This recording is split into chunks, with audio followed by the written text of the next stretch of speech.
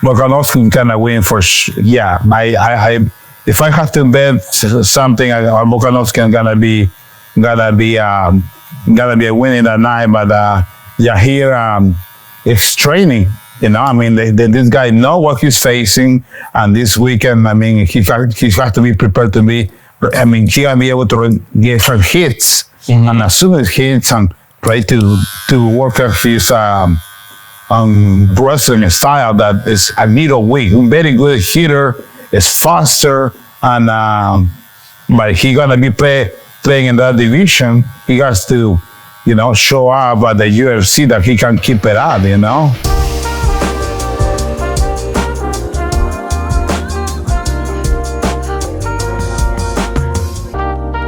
What's up, guys? Welcome into another episode of the Cutting Up Podcast. Today we have a man that wears a ton of hats, but the owner of specifically Carlos Insurance, Carlos Allavena. How are we doing today, my man? Great, man. I'm excited to be here, you know, to have a little chat and have a good haircut. I'm excited for this one, man. We've got a lot to talk about, and there's probably not enough time in the day to really dive into all of it. So let's go ahead and get started. First off, like everyone else, we're going to start off with the haircut.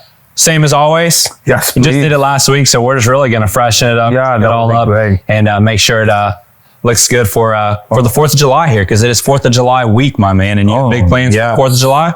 Actually, gonna be in Farragut this week, and they're gonna be tomorrow.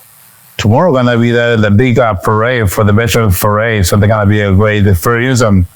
And besides that, this weekend I gotta be playing with Tito Puente as well. You know, it's a little band that I play, and it made me look good. They're gonna be great. What is it? It's a salsa band. Tito Puente, one of the biggest salsa performers in the world. His dad was one of the guys who started salsa, you know, in New York. So really? What do you play? I'm a conga player. I'm a percussionist. I play the conga, I play the guido, I play the timbales, you know, so insane. I love that, man. Do this. So you just how often do you travel and play? I mean, whenever I can, brother, because I would love to be traveling with him if I can, but, you know, I run a business and I have businesses here in Knoxville, but whenever I can, they relax me a lot, actually, you know. Yeah. It's relaxing for me to be playing with him. So where are your shows this weekend? Milwaukee and Chicago. Wow. So anyone in that area, if you want to go watch them. Yeah, please come over and, you know, you can shake it up a little bit, dance on salsa, take some classes, and they're going to be fun. So the thing I love about you, Carlos, man, and we were actually talking about this a little bit before the camera started rolling, was you were talking about being in Knoxville, and a lot of people, you know, they'll use it as an excuse where they're at, you know what I'm saying? And they'll say, oh, you know, I'm in this city, or I'm in this small town, and there's not a lot of things to do there, or there's not a lot of opportunities for so-and-so. And to me, you are a person that embodies the complete opposite mindset, where you look at it and you're like, dude, you can make anything happen anywhere, opportunities anywhere, and there's a ton of them, right? No excuses in that. And so you have built this brand, and you've built so many different companies, and it's really just so many different opportunities out of here in Knoxville. You've made it to where you can do whatever you want to do, right? So let's talk about that, and let's talk about some of the things you do. First off, Carlos Insurance is probably your number one thing, your main thing here on your plate. Tell us a little bit about it and what it is you guys do. I've been an insurance broker since 1991, you know. I started with American Family Insurance. I was an wholesale agent. And I want to have, like any other business, I found out what was my niche, you know. Yeah. That was, I think, the Latino community at that time, and these days was very needy of insurance. And to be explained the different lingos of insurance was very confusing, you know. So I opened Carlos Insurance to just serve the community, you know, and back in 1991, I think I was the first bilingual insurance agent, you know, and I started explaining my clients, getting clients, so it was very attractive to start with in the insurance business. But this being an insurance business, you get to know a lot of people. So a lot of people form businesses as well. So, and I ask me questions, you know, like any other agent. Hey, what you do? I own homes, I do construction, I own schools. And I was so intriguing for me to see how those people started their own business and how I can help them to protect them, that investment, So I started learning about owning properties, and I started getting together to start investing in other businesses. And I learned from great people. Man, my office was thousands and thousands and thousands of people who used to start their businesses, and they were taking risk. There were people who were taking a lot of risk. They were start from making coffees or to start owning their businesses. So those are the people that was very interesting for me. Dude, I love it, Carlos, because that's exactly what I do here. And anyone that's watched or heard me talk, that's why I love the barbershop, because it's the same thing. More than just the cutting hair aspect of it, it's the people that you get to meet and the conversations that you get to have with those people that make this job so much fun, and not even a job, truly something that I love to do. And that's meeting people like yourself and meeting all the other clients. That's why this podcast was started, because I got the opportunity to hear so many cool stories from other entrepreneurs, how they went through their journey and how they got to where they are. And I'm like, dude, I'm gaining all this information. I'm trying to apply it in my life, but then I'm selfish if I don't put it out there for everyone else, right? And I don't share it. And you've done kind of a similar thing. You go out, you share. Now you have become, make sure I don't get this wrong here, you're currently the president of the Latino Chamber of Commerce for Knoxville, correct? That's correct. You say something very important, I don't want to forget that. Knoxville. A lot of my family lives in Miami, family who live in New York. They told me, Carlos, you have to come to the big city, there's a big bone here. But you know what? In Knoxville it comes, this is your corporate office, but it's so many things that Knoxville have to offer to you, You don't have to be in New York or Miami or California. You can do it here, and if you want to test the ground, here's the best place to do it. I love it. You don't have that much competition. People are friendly. It's a great town to see many things. A lot of tourists come to town, and people come to Pigeon Forge, to Sevierville, to this, and they have to go to Knoxville. So get to know and fall in love with this town. There's a lot of talented people as well here who find the quietness of Knoxville and work in other places, So that's what I love about Knoxville, The people are so friendly, they're open to help you out with businesses, You can be able to talk person to person every single day with different entrepreneurs. This is what I like about that, and you sharing all this information, you know what? We're gonna continue doing it. It's a change, So my people, who are these people who is in town, and a lot of people from other towns, they are surprised to meet amazing people in Knoxville. What are those guys doing here? It's amazing. Like you explained to me, you met a lot of important people. That's amazing, man. I really need a lot of respect, man. Just great. Well, it's thanks to people like you that have paved the way for it. You've come along and done a similar thing. You built up a network with people, and you've paved the path for us. So I say thank you to people like yourself as well. Yeah, brother. Hopefully people continue to pass on, pass this knowledge, pass this information. I mean, I'm not rich, man. I don't come from family who been rich, I finished college at the University of Minnesota, and I start from the bottom, I didn't go to Ivy College, a lot of many things could have stopped me. My accent, my nationality, many things they could have stopped you. But I mean, nothing opened me the doors to become successful in this town.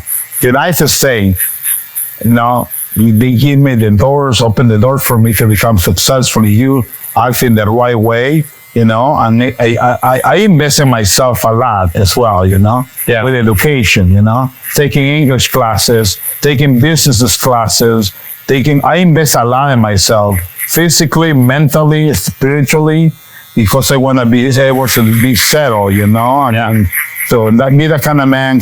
Hey, you ever happened to you when you met this man, those gentlemen with a lot of knowledge, they speak very fluent, they are gentlemen who knows they travel around the world. They're like Indiana Jones guys, and they're very knowledgeable. And you say, man, someday I want to be like that guy. Yeah. This is the person that, those are my heroes. These are the guys that I want to be like them. You know, be able to get at an age that I can share my knowledge, be well-spoken, well-traveled, and fastest knowledge that you say, man. That's just the best legacy you can leave to this town.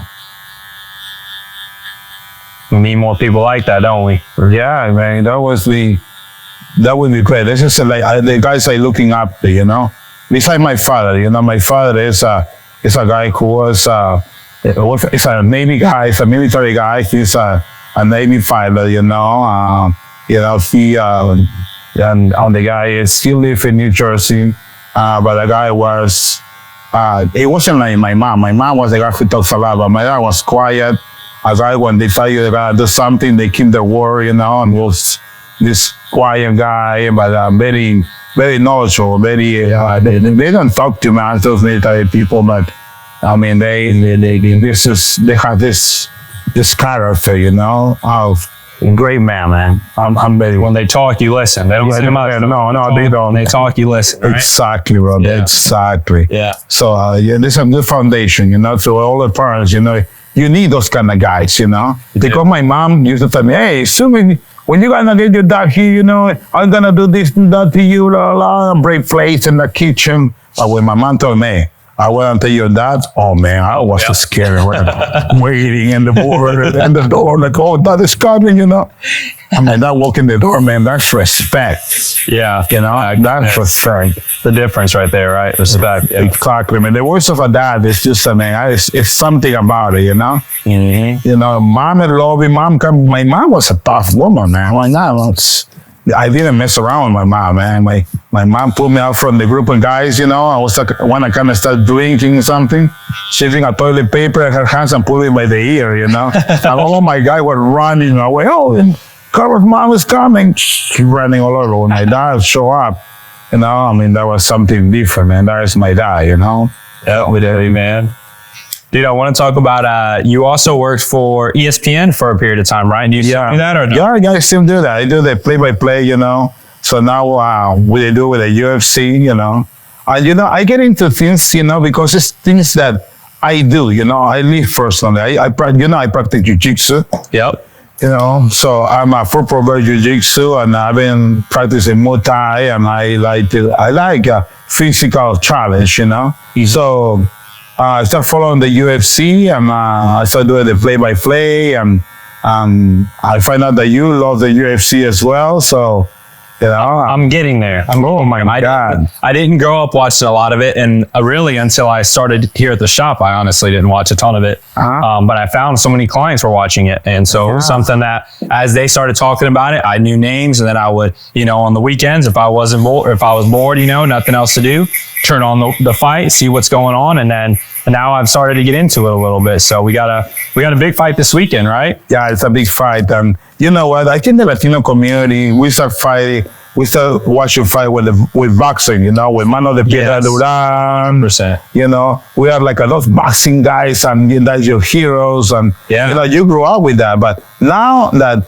the jiu-jitsu, the Brazilian jiu-jitsu, the Gracie brothers started doing the big, you know, fighting since the 1990s, we start changing the attitude, you know. Now fighters are more complete. They're not used to the boxers anymore, you know. Mm-hmm. They are different MMAs, you know.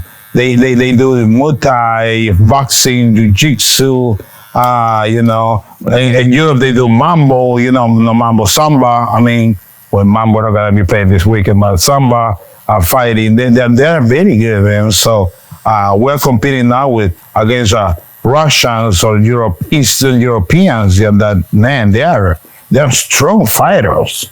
That's good. That's great. So I'm glad you said that, because I actually, growing up, my grandpa, my uncles loved boxing, and I think deep down my grandpa probably still wants me to be a boxer. But yeah, they grew up loving that stuff in De La Hoya. I remember that. Yeah. So that was kind of it. And like I said, I didn't really ever think or even consider the UFC, until recently. But now, as you say, things are definitely changing. We got Volkanovski fighting this weekend. You think he wins? Who's he? Yeah, Rodriguez, right? Yeah, Yair Rodriguez. The guy been training for the last 6 months with a. He used to do a lot of more boxing and Muay Thai, but he was very weak with our wrestling, Volkanovski is a very good wrestler and a very good, he hit hard, but the wrestling style is astronomical. This guy grab you and put you on the floor in a minute, unless Yair, is a very good boxer. The guy likes to stand up and he likes to fight. He fights standing up. But I bet he's learning a lot from Moreno, who's going to be fighting that night too. Yes, he does. That he has to finish the job through submission or point. But it's going to be a tough fight, But I think prediction for us. I think Volkanovski can win for sure. Yeah, if I have to bet something, Volkanovski gonna be a winning that night. But Yair is training. This guy know what he's facing, and this weekend, he has to be prepared to be. He gonna be able to get some hits, and as soon as hits, and try to work out his wrestling style that is a little weak. Very good hitter, is faster, and but he gonna be playing in that division. He has to, show up at the UFC that he can keep it up, So it's gonna be 70-30 Volkanovski. Is my predictions, I like it. Now, did you watch Volkanovski's last fight against Islam? Yeah, I did. Did you think he won, or did you just think Islam? I think I was a little disappointed of the decision, but he had an amazing fight, amazing fight. But remember that they have not that many followers, Yeah. And I think he's gonna have a second round coming, but for sure. But Volkanovski have a great fight. It's a great fight. He stand up to the guy that, even he was surprised, and he was surprised that Volkanovski was taking so many hits, and he used maybe 70% of people they give the win to Volkanovski. That was a little disappointing for a lot of people, But this is the fight, Sometimes we look at the fight in a different way that a lot of judges look at it. It's a lot of points that have to be to see, and the image matters. Yeah, they are the controls. Yeah, correct. So so what? I think gonna be a rematch, and I can't wait to see it though. What is it about those Dagestan guys, man, that make them so good? I think it's the training, the training place, the area, and then they're hungry. Those Latino boxers, from Mexico, they come hungry. From Puerto Rico, those guys come from the bottom. Those guys are. They no other chances. This is your chance, you win or win. Yeah. It's not like we're gonna give you a second place, we gotta give you a star, you're a very good kid. No, or you win or you win. No, you're gonna be in my club. You wanna make money, you wanna be able to get out of this town, you wanna be open your own place someday. What you wanna be? Okay, that's how they train those guys, Mm-hmm. It's no second chances. I can tell you, I don't see that many kids these days who want to be able to take the punches. Everything want to be taking everything for granted sometimes, and want to have the position. But those guys train hard, brother. Yeah. Train hard. Train hard. That carry. You see the town where they live. Those guys are. Rock cutters. They carry rocks. They work in mining. They work in farming. Those guys, no other choice. Man. you know? Oh, it's an electric card this week. So many good matchups. I don't have my phone on me. Dalton, if you don't mind to pull those up, and we'll go through a couple of the other ones. We know some of the names though. I know, like you said, Moreno's fighting. Bo Nichols, a big name. He's fighting.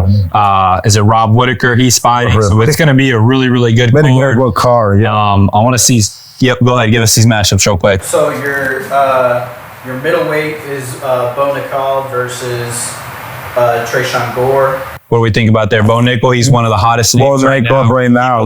He was on the Ultimate Fighter, right? And yeah, he's become a fan favorite. So what do you like about him? You think he's winning this one, or? I think he's gonna be on this one. He's well prepared.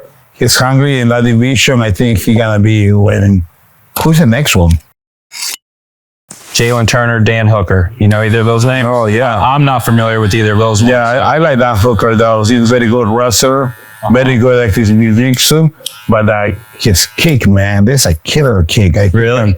Yes. I mean, they're gonna be another good fight. Who are we taking in that one then? Dan Hooker? Dan Hooker for sure. Okay. Rob Whitaker's matchup? Yeah. And I like that one, but the other one, the president for South Africa, strong cat, very strong cat. I think you gotta give you a hard time too. You think he beats Whitaker? I not beat him, but he gotta give you a hard time. I don't think Whitaker has to be. No, he gotta have a hard time. This guy been training right now in Sudan, I think, in Los Club, and he's taking Muay Thai, and it's gonna be a good one. I can't wait to see that one. Nice. The last one before the main card will be Moreno versus Pantoja there. What do you think? Moreno. I like Moreno. I like Moreno. It's fiery. Yeah, Moreno's gonna be good. This specific fight versus Pantoja is gonna be a long fight. You know, they're gonna go all the way. Think so? You know, yes. Those Brazilians, they wanna retake their position against the Mexicans, you know? So it's like a fighting the whole country of Brazil against Mexico. So those Brazilian fighters are, I told you, they're street fighters. Moreno is a very good technical guy. And, I see the video years ago that he's going to be the champion someday. And guy gives you chills. Yeah, they give me, I'm serious, brother. And, but he's well trained. He knows that this kid is coming to take his position, and he want to win. But Moreno still wearing a Mexican flag, and he cannot let his fans go. Yes, sir. I mean, he carried whole Mexico in his back. What are you gonna do? As soon as seeing the Mexican flags in that audience, he's gonna be like those gallos. He's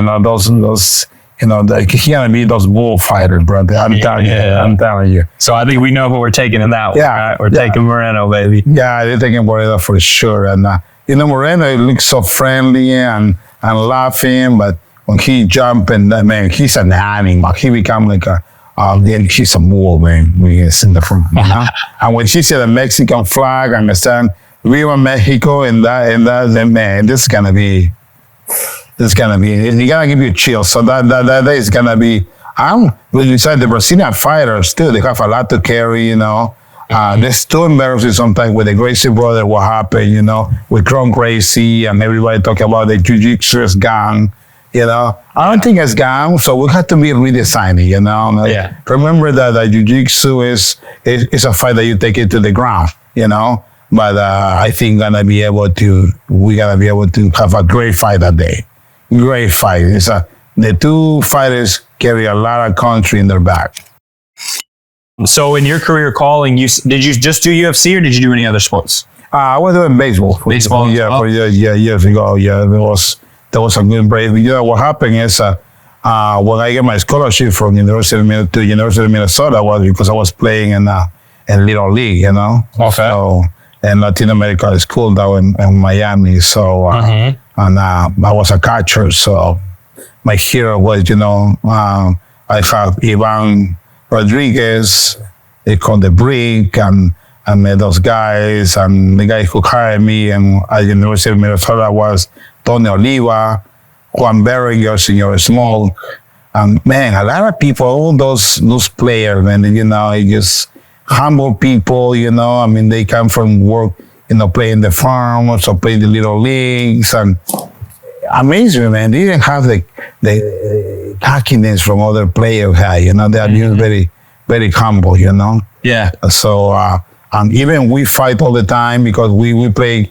I went to see the place at the Caribbean, playoff between Puerto Rico and Dominican Republic or Mexico. At the end, Japan won. Japan they've been just amazing the last few years in baseball. Right? Yeah. I just can't believe it. How We're much talking about the World Baseball Classic? Yeah. Yeah. Those guys. Shohei Ohtani, man, he's a monster. Oh my God, these guys. I'm so proud of them, but you know what they've been doing? I remember when I was 17, 18 years old, they invited us. Even they give like a $500 back in the day to play in Japan. They pay everything for us. But then you know what they were doing? They were training, getting the techniques. They hired Latino players to come over to play in their league. So they tell them, hey, watch them and learn. And those guys, every single game, and they were watching us how we play. They were taping us, and we were just training with them. So they're maybe they weren't the good players, but they're very disciplined. And this is what we're missing in a lot of sports, discipline, So those guys, they were really good. I was very proud of them, very proud of them. Even looking at the little league, how the little kids, from Japan come over and play. I'm so proud of them, Yeah. because this is a sport, they take it from the Caribbean, to Japan. Even Mexico is doing very good. Like Mexico, play against Puerto Rico. Oh boy. Puerto Rico the stadium in Miami, they was sold out. Yeah. With Puerto Rican flag. And they used to was a little section from the Mexican flag. Man, they take off Puerto Rico that night, man. That was that was a lot of sadness in Miami. Yeah, because Puerto Rico and the Dominican, that's really where the main baseball players come from. Tell me this, during your career, during your time with ESPN there, what's been your favorite call, favorite game, or favorite fight that you got to call? What's the best one that you can remember? Oh my God. You have one? Too many good ones? Oh my God. That was, man. The fight, the last year fight between Galmao and Ryan. Okay. That was in Las Vegas. That was expecting to the biggest ADCC fight. Yeah. That was one of the best, man. And those guys, the Brazilian fight against this guy, because I have some picture with they ball them, but you can see the Brazilian, they were expecting Galmao to win. They were, I remember that night, but they were right there, just getting warm up. And Ryan, Gordon Ryan, he didn't have that many followers. And I said, man, hey, good luck. But you know what? Gordon Ryan trained in Puerto Rico. His club is in Puerto Rico. So, the guy was saying, you got to do good, brother. But he was just ready. And all these Brazilian fighters, they will see 200 or 300, cheering for this guy. And they say, and they will tell me, oh, the American fan will win that one. The biggest jiu-jitsu fight, Yeah. He did. That night he did. He made history. I can't believe it, but the guy is a good jiu-jitsu fighter, the EDCC, that was the biggest of the world. You see all the Brazilian guys, the jiu-jitsu guys, 6'3", 6'5", 6'7", they're, old. And they unite against new guy, now they say, you have no chance. But shit, they're bad, man. No, I can see why you're so good at what you do while you're on these broadcasts, because you've got the passion is there, and you've got me sucked into something that's already happened and we know the outcome. But now I'm getting fired up and excited about it. So no, man, you gotta be there, because I had those guys. I had to, I was with Joe Rogan right there, hanging, hey, man, because you believe this shit? Yeah, brother, And the other guy, you will see the picture, because this is what's the announcement? The biggest announcement for the UFC. I thought it was Rogan. No, the announcer is, the guy can out the fights. Give it to us. Yeah. Dawn's gonna look it up here. He'll tell you who it was. He was there right there next to you, or what? Yeah. He was just jolly right there, and it's emotional, man, when you are there with those guys. Yeah. Mike Goldberg? No. Then also for the UFC, come on. Remember. This is what Google. This is why we have Google. This is what saves us. I just scored there fighting. Bruce Buffer. Man, Bruce, that Bruce is like he's such a nice guy, man. You got to come over here. Yeah. Because I said, hey, can you send me some raw voices, for my business? Yeah, you let me know, so.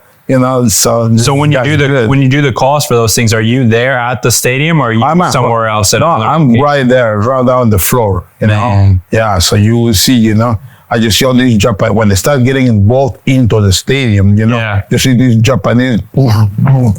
Brother, when you feel that, it's kind of like a war. Yeah. You can feel it back in the 1700s, the Japanese samurai. They were like 20, those guys, and fire go. Where was this at? That was in Las Vegas. Las Vegas? Yeah, I have all those videos, man, and those guys, you get in, and then they put you in a different emotion, though. You think you're in control, but when you see all the screaming, the people right there, you look around, man. Is that the rowdiest environment? Rowdiest, yeah. And you see the South, they were from Saudi Arabia. Those guys, they came over from all over the world last year. That was great. But this guy, I think Gordon Ryan, I know he felt a lot of pressure, Mm-hmm. And the fight started with kind of slapping kind of in the face, but he grabbing his neck, and the guy was like, Ryan said, like, come on, man, you see the face, and start rolling, but he never lost his temper. He always keep well collected and do the technique. He was so great, and I mean, and even a lot of people talk a lot of crap about him. I mean, he is a standard guy. He stand. People were telling him names in Brazilian and Portuguese and different languages.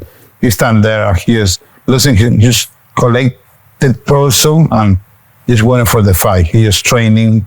He was just warm, saying hi to everyone. He kept saying, hey, girl, come on with the pictures and laughing. And man, good luck, man. They told me Puerto Rico is with you.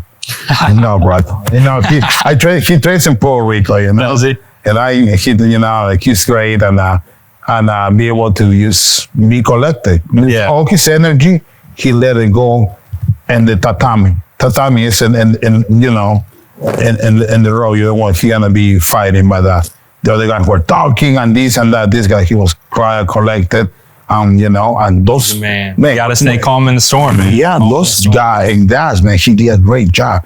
You can see all those Brazilian fighters that were just looking what he was walking by himself, they were just ready to you're looking at all those bulldogs ready to bite me, pull him apart, or he just collected.